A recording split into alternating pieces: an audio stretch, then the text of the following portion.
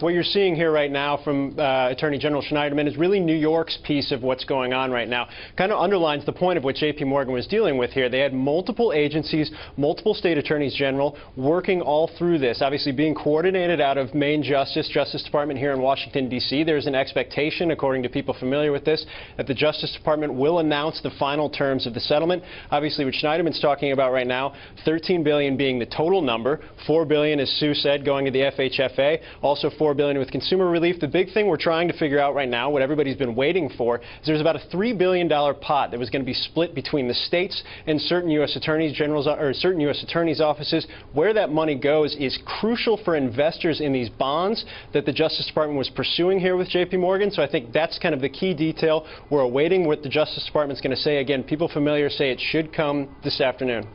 Phil. Go ahead, Mark. Phil, how significant was this for the federal government?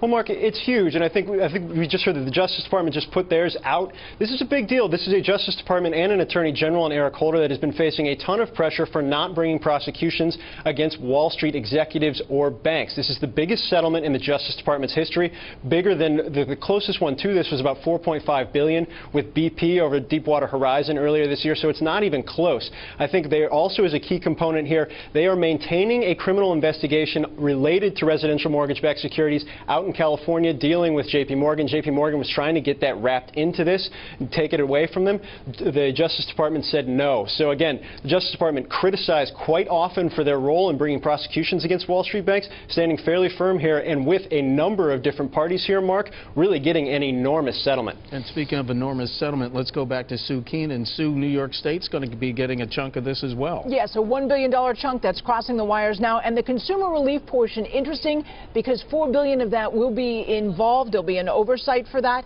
in terms of interest abatements, in terms of forbearance on loans, and even some blight reduction in terms of getting rid of abandoned homes that are a result of these faulty mortgages.